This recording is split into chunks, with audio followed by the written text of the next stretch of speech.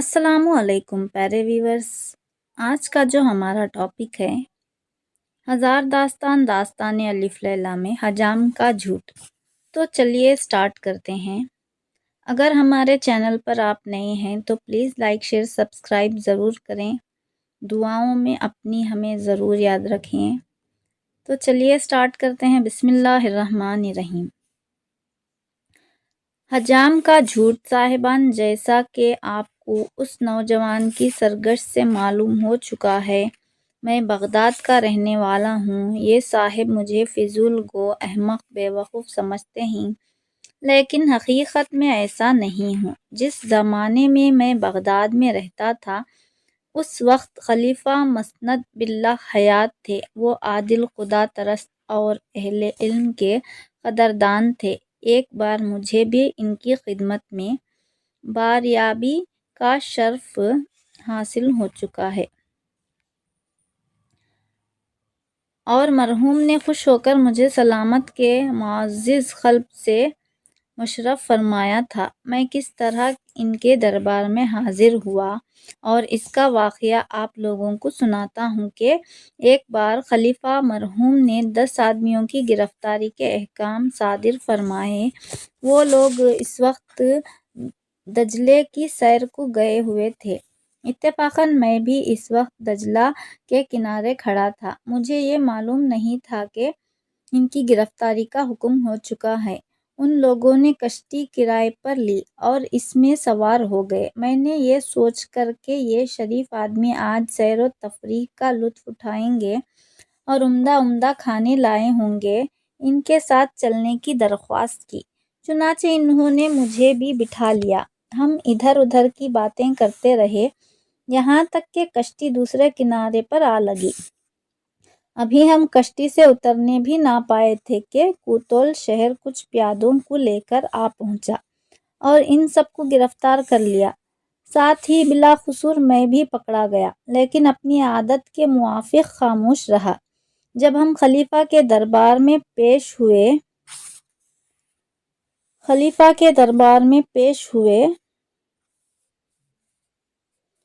پیش کیے گئے تو اس وقت سخت غصے کی حالت میں تھے۔ خلیفہ اس وقت غصے کی سخت حالت میں تھے۔ انہوں نے حکم دیا کہ ان 10 آدمیوں کو قتل کر دیا جائے۔ چنانچہ جلاد نے ان کو قتل کر دیا اور مجھے خلیفہ کے سامنے پیش کیا گیا۔ یہ 11واں آدمی بھی انہی کے ساتھ گرفتار ہوا۔ اس کے متعلق کیا حکم ہے؟ خلیفہ نے مجھ سے دریافت کیا کہ تم کون ہو اور ان لوگوں کے ساتھ کس طرح گرفتار ہوئے؟ میں نے ہاتھ باندھ کر عرض کیا کہ میں ایک حجام ہوں اور قصاب بھی، نجومی ہوں، اور ان لوگوں کے ساتھ کس طرح گرفتار ہوئے؟ میں نے ہاتھ باندھ کر عرض کی کہ میں ایک حجام ہوں اور قصاب بھی ہوں اور طبیب بھی، ایک جفار بھی ہوں۔ عرض حکمت و دانائی کی کوئی قسم ایسی نہیں جو مجھے نہ آتی ہو۔ جس وقت کے مدخلین کشتی میں سوار ہو کر دجلہ کی سیر کو چلے، یہ سوچ کر کہ انہیں میری خدمات کی ضرورت ہو، میں بھی ان کے ساتھ چلا گیا اور واپسی پر ان کے ساتھ ہی گرفتار کر لیا گیا۔ لیکن میں خاموش رہا، کیونکہ خاموشی میری زندگی کا زرعی ترین اصول ہے۔ اس لیے آپ کے سامنے زندہ و سلامت موجود ہوں۔ اگر فضول گوئی اور بے ضرورت باتیں کرتا تو ممکن ہے میں ان کے ساتھ قتل کر دیا جاتا۔ میرے بھائی بے شک بہت بکواس اور لغو ہیں، اور وہ بدگوئی کی دولت طرح طرح کی مصیبتوں میں مبتلا رہتے ہیں۔ میں آپ کو ان کے حال سناتا ہوں تاکہ میرے اصول کی صداقت آپ پر بھی واضح ہو جائے۔ اس عرصے میں خلیفہ برابر مسکراتے رہے۔ اس سے پیشتر کہ وہ کچھ فرماتے، میں نے اپنے بھائیوں کا قصہ سنانا شروع کر دیا۔ حجام کے پہلے بھائی بگبگ کا قصہ۔ میرا ایک بھائی جو اپنی ایک ٹانگ اپنی حماقت سے کھو بیٹھا ہے، یہیں بغداد میں درزی کا کام کرتا ہے۔ مالک دکان کا گھر سامنے ہی تھا۔ اوپر کی منزل میں خود رہتا تھا اور نیچے کی منزل میں آٹا کی چکی لگا رکھی تھی۔ ایک دن مالک مکان کی بیوی اپنے دریچے میں کھڑی تھی۔ اتفاقاً میرے بھائی کی نظر پڑ گئی۔ وہ اسیر عاشق ہو گیا۔ عورت نے جب میرے بھائی کو اپنی طرف گھورتے ہوئے دیکھا تو کھڑکی بند کر دی۔ میرا بھائی عشق میں ایسا دیوانہ ہوا کہ تمام دن دریچے کی طرف دیکھتا رہتا۔ کئی روز گزر گئے لیکن اس کی حالت میں کوئی فرق نہیں آیا۔ ایک روز مالک مکان نے کچھ کپڑے سینے کو دیے۔ میرے بھائی نے بڑی محنت سے کپڑے سلائی کیے۔ شام کو وہی عورت پھر دریچے میں آئی اور میرے بھائی کی طرف کچھ اشارہ کرتی رہی۔ پھر ان کی کنیز آئی اور کہنے لگی کہ تم کپڑوں کی سلائی نہ لینا کیونکہ میری ملکہ بھی تم کو چاہنے لگی ہے اور وہ چاہتی ہے کہ تمہارے اور مالک کے درمیان دوستی ہو جائے اور تم آسانی سے میرے مکان میں آ سکو۔ میرا بیوقوف بھائی سمجھا کہ واقعی عورت بھی مجھے چاہنے لگی ہے، چنانچہ اس نے مالک سے اجرت نہ لی اور کہہ دیا کہ پھر کسی وقت دیکھا جائے گا۔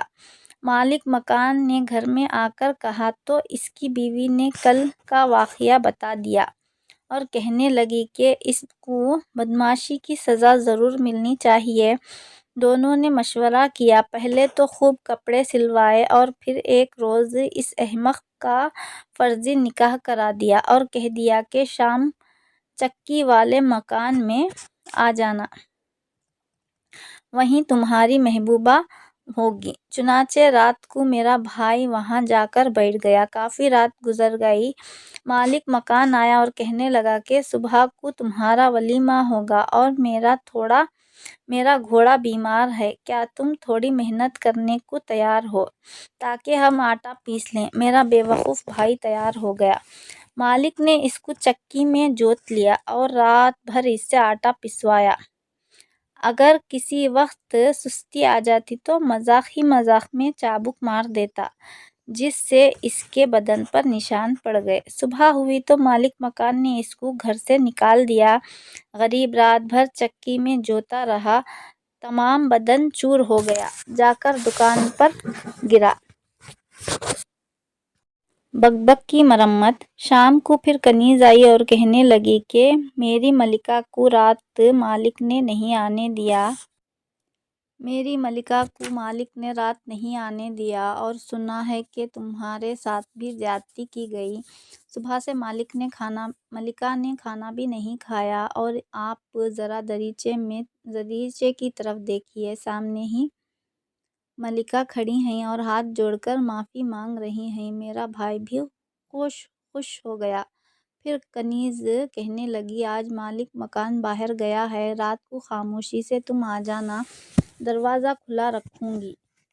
امیر المومنین، آپ خیال فرمائیے کہ میرا بھائی کتنا نادان تھا کہ ان سب باتوں پر یقین کر کے رات کو پھر اس کے مکان پر چلا گیا۔ کنیز نے دروازہ کھول کر اس کو اندر بلایا۔ ابھی میرا بھائی بیٹھنے نہ پایا تھا کہ مالک آ گیا۔ پہلے تو اس نے شور کر کے لوگوں کو اکٹھا کر لیا، پھر اس نے اس کی خوب مرمت کی اور پکڑ کر حاکم وقت کے سامنے پیش کیا۔ حالات دریافت کر کے حاکم نے حکم دیا کہ اس کو پہلے 100 درے مارے جائیں اور پھر گدھے پر سوار کر کے تمام شہر میں تشہیر کی جائے۔ چنانچہ تکمیل حکم ہوئی اور میرے بھائی کو شہر بدر کر دیا گیا۔ جب مجھے کل حالات معلوم ہوئے تو بڑی مشکل سے اس کو تلاش کر کے اپنے گھر میں لایا۔ اب وہ میرے پاس رہتا ہے اور اس کی پٹائی سے اور گدھے کی سواری سے اپنی ایک ٹانگ سے بھی معذور ہو گیا۔ حجام کے دوسرے بھائی کی داستان۔ امیر المومنین، میرا دوسرا بھائی ایک ہاتھ سے معذور ہے اور اس نے اپنی ہی بے وقوفی سے اپنا ہاتھ خراب کیا ہے۔ ایک روز بازار میں چلا جا رہا تھا، اس طرح کے کوئی دیکھے تو معلوم ہو کہ اس میں عقل و شعور بالکل نہیں ہے۔ راستے میں ایک بوڑھی عورت ملی اور دیر تک اس کی طرف دیکھتی رہی، پھر اس کے قریب آ کر کہنے لگی کہ بیٹا، اگر تم میرا کہنا مانو تو بہت فائدہ پا سکتے ہو۔ میرے بھائی نے کہا، اماں بتاؤ تم کیا کہنا چاہتی ہو؟ وہ بڑھیا بولی کہ کبھی تم نے کسی سے محبت کی ہے؟ میرے بھائی نے کہا نہیں، لیکن چچی کیا تم میرا کسی سے عشق کرا سکتی ہو؟ بڑھیا نے کہا کیوں نہیں؟ میرا احمق بھائی ہاتھ جوڑ کر کہنے لگا، چچی مجھے ایسی ترتیب بتاؤ کہ کوئی مجھ سے عشق کرنے لگے۔ بڑھیا زیر لب مسکرائی اور میرے بھائی سے بولی کہ میرے ساتھ آؤ، میں ایک حسین عورت سے تمہاری ملاقات کرا دوں گی جو تمہیں دینار درہم بھی دے گی۔ میرا بھائی کہنے لگا، چچی بظاہر تو مجھ میں ایسی کوئی خوبی نہیں ہے کہ کوئی حسین عورت مجھے قبول کرے۔ بڑھیا نے کہا کہ تمہیں حسین عورت کے پاس لے جا رہی ہوں، وہ عیش پسند ہے، اسے روزانہ نیا مرد چاہیے، اس سے کچھ بحث نہیں کہ وہ یوسف ثانی ہو۔ میرا بے وقوف بھائی لالچ میں آ کر بڑھیا کے ساتھ چلنے کو آمادہ ہو گیا۔ بڑھیا مختلف راستوں سے گزرتی ہوئی ایک بہت عالی شان مکان میں داخل ہوئی اور میرے بھائی کو اشارہ کیا کہ تم باہر انتظار کرو۔ تھوڑی دیر بعد وہ بڑھیا آئی اور اس کو اندر لے گئی۔ وہاں بہت سی نوجوان لڑکیاں اکٹھی تھیں اور ناچ رنگ ہو رہا تھا۔ ایک طرف عمدہ قسم کی مسند بچھی ہوئی تھی، اس پر ایک عورت بیٹھی تھی۔ بڑھیا نے میرے بھائی کو لے جا کر پیش کیا تو وہ بہت مسکرائی اور اشارہ کیا کہ آگے بڑھ جاؤ، چنانچہ وہ بیٹھ گیا۔ اتنے میں ایک حسین لڑکی شراب لے کر آئی اور ایک ایک کر کے جام سب کو دیا۔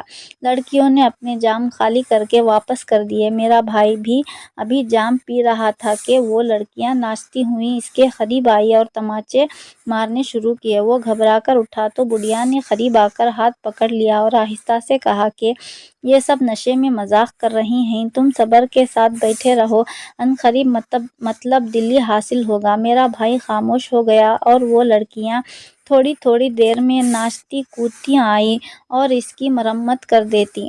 جب معاملہ حد سے برداشت سے باہر ہو گیا تو میرا بھائی قضاء حاجت کے بہانے سے چلا تاکہ یہاں سے نکلے۔ دروازے کے قریب پھر وہی بڑھیا ملی اور کہنے لگی کہ تم کہاں جا رہے ہو؟ یہ کھیل تو ختم ہو چکا، اب کامیابی کی منزل قریب ہے، اور میرے بھائی کا ہاتھ پکڑ کر واپس لے آئی اور ایک طرف بٹھا دیا۔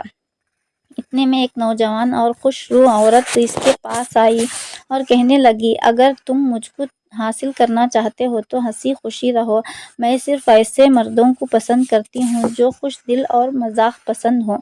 رنجیدہ آدمی مجھے بہت برے معلوم ہوتے ہیں، میں چاہتی ہوں کہ تم بھی اٹھو، کھیل کود میں دلچسپی لو، ناچو گاؤ، خود ہنسو، دوسروں کو ہنساؤ، یہ محفل عیش و عشرت ہے، تعزیت کی نہیں۔ میرا بھائی اس صورت میں اور اداؤں پر سو جان فریختہ ہو گیا اور ہاتھ جوڑ کر کہنے لگا کہ میں ہر حکم کی تکمیل کو تیار ہوں۔ اس نے ایک لڑکی کو اشارہ کیا اور کہا، اس کو لے جا کر انسان بناؤ۔ وہ لڑکی میرے بھائی کا ہاتھ پکڑ کر ایک کمرے میں لے آئی۔ وہاں وہ خبیث بڑھیا بھی موجود تھی۔ دونوں نے مل کر پہلے تو اس کو خوب شراب پلائی، پھر کہا کہ تم نے دیکھ لیا کہ ہماری ملکہ تم کو کتنا چاہتی ہیں، اگر تم اس کو حاصل کرنا چاہتے ہو تو اپنی داڑھی مونچھ کٹوا کر زنانہ لباس پہن لو تاکہ کوئی پہچان نہ سکے اور ہر وقت تم ان کے ساتھ رہ سکو۔ یہاں شاہانہ زندگی بسر ہوگی، کھانے کو لذیذ اور پینے کو نفیس شرابیں، شاباشی کو خوبصورت نازنینیں۔ میرا بھائی اس وقت نشے کی سرور اور معشوقہ کے تصور میں ہوش حواس سے بیگانہ تھا۔ فوراً تیار ہو گیا۔ بڑھیا اور اس لڑکی نے مل کر داڑھی مونچھ صاف کیے، زنانہ لباس پہنایا، پھر اس کو باہر لے آئیں۔ پہلے سب خوب ہنسی کہ پیٹ میں بل پڑ گئے، پھر اس حسین عورت نے گانے ناچنے کی فرمائش کی۔ میرا بے وقوف بھائی ناچنے گانے لگا، اس پر دیر تک قہقہے پڑتے رہے۔ پھر وہ عورت اٹھی اور کہنے لگی کہ کپڑے اتار کر میرے پیچھے دوڑو، جہاں تم مجھے پکڑ لو میں تمہاری ہوں، چاہے جو کرنا۔ میرا بھائی جوش و جذبات سے بے خود ہو رہا تھا، فوراً کپڑے اتار کر اس کے پیچھے بھاگنے لگا۔ وہ عورت ایک دوسرے کمرے اور دالان میں دوڑی پھرنے لگی اور دوسری سب تالیاں بجا بجا کر ہنستی کودتی پھرتی رہی۔ آخر ایک کمرے میں آ کر وہ عورت غائب ہو گئی۔ میرا بھائی بھاگ کر دوسرے کمرے میں گیا، وہاں اندھیرا تھا، صرف ایک طرف روشنی تھی۔ ادھر جا کر دروازہ کھولا، اتنے میں کسی نے پیچھے سے دھکا دیا اور دروازہ بند کر لیا۔ اس وقت وہ ایک گلی میں بالکل ننگا کھڑا تھا، گھبرا کر بھاگا۔ چند قدم پر وہ گلی ختم ہو گئی اور موچیوں کی بازار میں آ گیا۔ وہاں لوگوں نے اسے دیکھا، داڑھی مونچھ منڈی ہوئی، جسم پر لباس ندارد بغبار کو شہر بدر کر دیا۔ ہر طرف سے شور برپا ہو گیا۔ لڑکے دیوانے کہہ کر چاروں طرف اکٹھے ہو گئے۔ وہ بھاگنے کا ارادہ کر ہی رہا تھا کہ لوگوں نے پکڑ لیا اور قاضی شہر کے سامنے پیش کیا۔ قاضی نے 100 درہم مروائے اور منہ کالا کر کے شہر سے نکال دینے کا حکم دیا۔ چنانچہ ادھر اسے گدھے پر سوار کر کے نکال دیا گیا۔ جب مجھے واقعات معلوم ہوئے تو پوشیدہ طور پر اس کو اپنے گھر لے آیا اور اب میں ہی اس کا کفیل ہوں۔ اے امیر المومنین، اب آپ خیال فرمائیے کہ میں کتنا دانا اور نیک انسان ہوں اور میں کتنا مروت ہوں۔ میرا احسان یہاں پر ختم نہیں ہوتا۔ اب تیسرے بھائی کی کہانی سنیے کہ میں نے اس کے ساتھ کیا سلوک کیا۔ حجام کے تیسرے بھائی کی داستان۔ میرا تیسرا بھائی اندھا ہے اور بھیک مانگتا ہے۔ ایک روز کسی کے مکان پر گیا اور دروازہ کھٹکھٹایا۔ مالک مکان نے اوپر سے پوچھا کون ہے، لیکن اس نے جواب نہ دیا اور اپنے دل میں سوچا کہ اگر میں کچھ مانگوں تو ممکن ہے ادھر سے ہی انکار کر دے، نیچے آئے گا تو میری معذوری یا حالت دیکھ کر شاید کچھ خیرات دے گا۔ تھوڑی دیر بعد پھر وہ دروازہ کھٹکھٹایا۔ مالک مکان نے آواز دی کہ منہ سے بولو، کیا کام ہے؟ میرا بھائی پھر بھی نہ بولا۔ آخر مکان مالک نیچے آیا اور کہنے لگا کیا بات ہے؟ میرے بھائی نے کہا بابا کچھ خیرات دو۔ مالک کو بہت غصہ آیا لیکن وہ خاموش رہا اور میرے بھائی کا ہاتھ پکڑ کر اوپر لے گیا۔ یہ اپنے دل میں خوش تھا کہ شاید کھانا وغیرہ کھلائے گا اور کچھ نقد بھی دے دے گا، اور اوپر پہنچ کر اس نے پوچھا کہ بتاؤ کیا کام ہے؟ میرے بھائی نے کہا کہ کچھ خدا کے نام پر دو۔ مالک مکان نے کہا تمہیں دعا دیتا ہوں کہ تمہاری آنکھیں اچھی کر دے۔ میرا بھائی بہت جھلایا اور کہنے لگا کہ آپ نے کچھ نہیں دینا تھا تو مجھے یہاں تک کیوں لائے؟ اس نے جواب دیا جب تم نے سوال ہی کرنا تھا تو تم نے اوپر سے کیوں بلایا؟ جب میں نے پوچھا تھا اسی وقت مانگ لیتے۔ میرا بھائی خاموش ہو گیا، صرف اتنا پوچھا کہ مجھے راستہ بتا دو۔ اس نے کہا زینہ تمہارے سامنے ہے، چلے جاؤ۔ مجبور ہو کر وہ چلا اور زینہ اترنے لگا۔ ابھی چند سیڑھیاں اترا تھا کہ پیر پھسل گیا، گرتا ہوا نیچے آن پڑا، تمام کمر چھل گئی۔ بڑی مشکل سے اٹھا اور اپنی قسمت کو برا بھلا کہتا ہوا چلا۔ مالک مکان بھی اس خیال سے ساتھ ہو گیا کہ کہیں یہ حاکم شہر سے شکایت کرنے نہ چلا جائے۔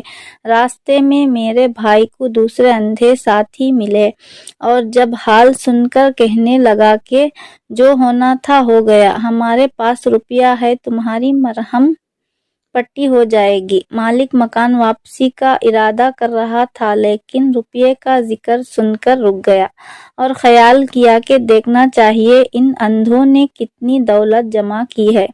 اندھے وہاں سے سیدھے اپنے مکان پر آئے اور گھر میں داخل ہو کر دروازہ بند کر لیا۔ مالک مکان ان کے ساتھ اندر چلا آ چکا تھا۔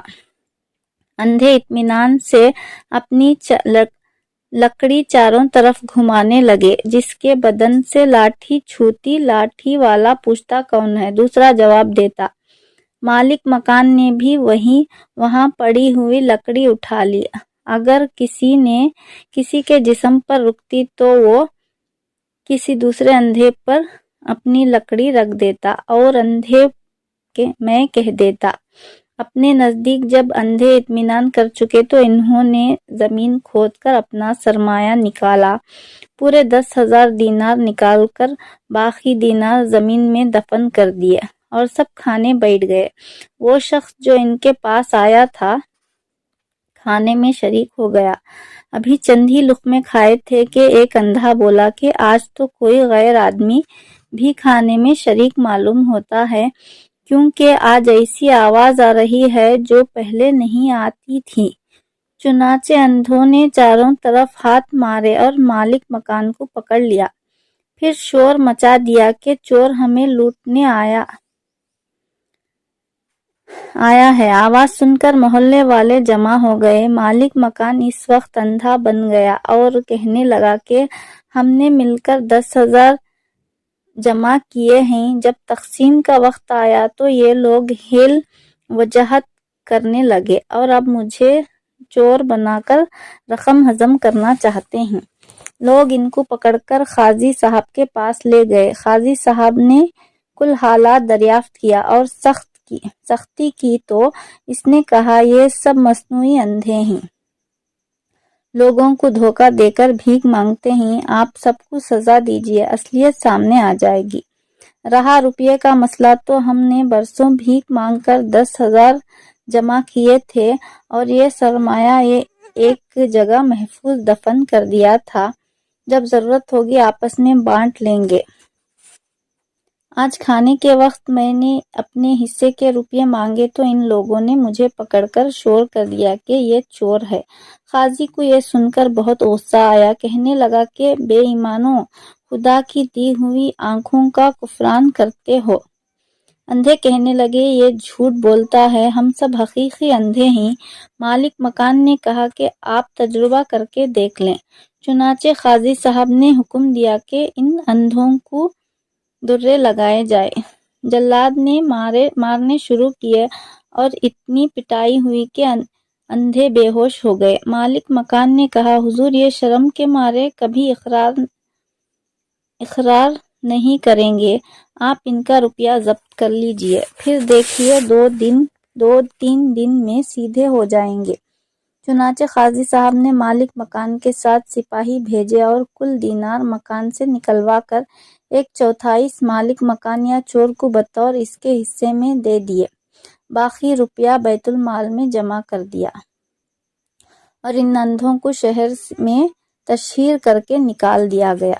جب مجھے یہ معلوم ہوا تو میں اپنے اندھے بھائی کو تلاش کر کے لایا، تسلی تشفی دی، اب وہ میرے پاس رہتا ہے۔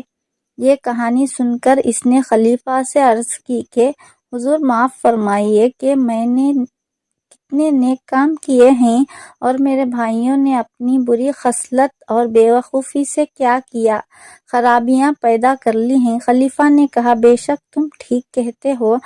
پھر حکم دیا کہ اس کو انعام دے کر رخصت کر دو۔ میں نے ہاتھ باندھ کر عرض کیا کہ میں ہرگز دربار سے نہیں جاؤں گا جب تک اپنے دوسرے بھائیوں کی حرکتیں بھی آپ کی خدمت میں عرض نہ کر دوں اور یہ ثابت نہ کر لوں کہ میں ایک خاموش کم گو شخص ہوں اور اسی لیے اپنے دوسرے بھائیوں کی طرح مصیبتوں میں مبتلا نہیں ہوں۔ میرا یقین ہے کہ کم گوئی ہزاروں مصیبتوں سے بچاتی ہے۔ اب آپ میرے چوتھے بھائی کا قصہ سنیے، اور اس سے پہلے کہ خلیفہ کوئی حرف اعتراض کرے میں نے چوتھے بھائی کا قصہ شروع کیا۔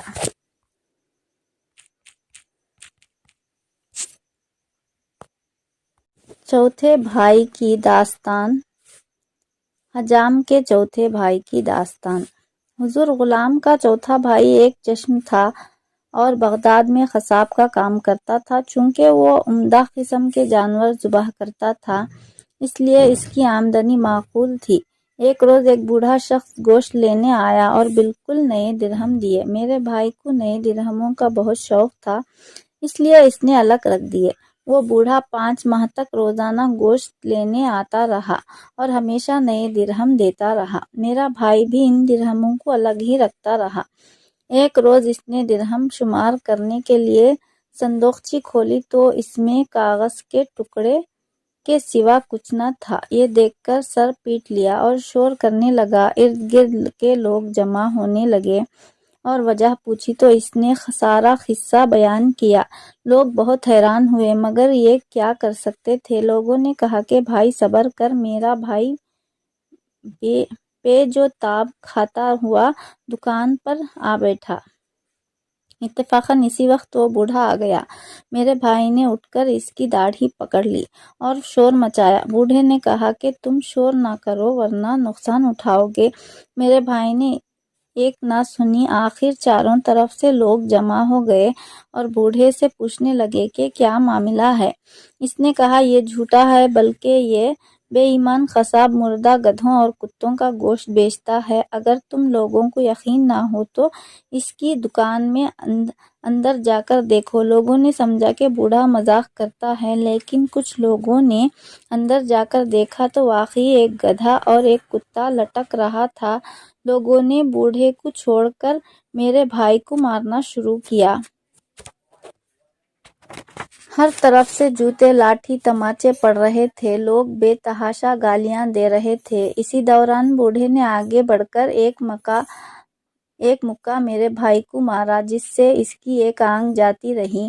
لوگ پکڑ کر اس کو حاکم شہر کے پاس لے گئے اور کل ماجرا سنایا۔ تصدیق کے بعد میرے بھائی کی کل جائیداد ضبط کر لی گئی اور حکم دیا کہ اس کو 100 درے لگائے جائیں اور منہ کالا کر کے اونٹ پر بٹھا کر شہر سے باہر نکال دیا جائے۔ حکم کی تعمیل کی گئی اور میرا بے قصور بھائی شہر بدر کر دیا گیا۔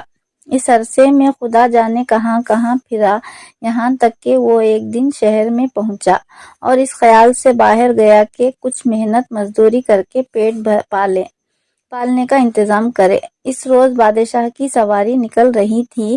میرا بھائی ایک طرف تماشا دیکھنے کو کھڑا ہو گیا۔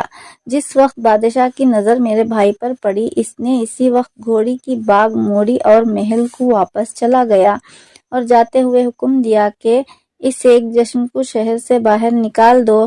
سپاہی نے آ کر میرے بھائی کو گرفتار کر لیا اور لے کر چلا تو راستے میں بھائی نے اس سے پوچھا کہ میرا کیا قصور ہے؟ بادشاہ کی ناراضگی۔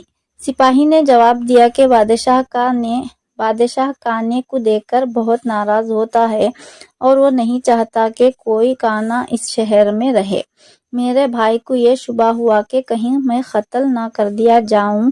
سپاہی سے ہاتھ چھڑا کر ایک طرف بھاگا اور قریب ہی ایک کوچے سے ہوتا ہوا کسی دوسری طرف جا نکلا۔ اتفاقاً وہ جگہ ایک شخص کی ملکوکہ تھی۔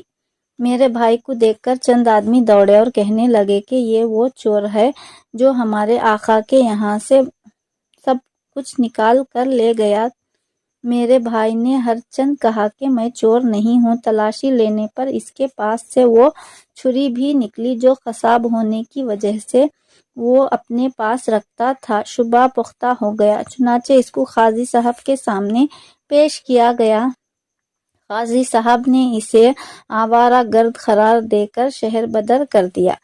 بغداد سے بھائی کے نکلنے کے بعد مجھے حالات کا علم ہوا اور اس کی تلاش میں اسی روز اس شہر میں پہنچا جہاں میرے بھائی کو اونٹ پر سوار کر کے شہر بدر کیا جا رہا تھا۔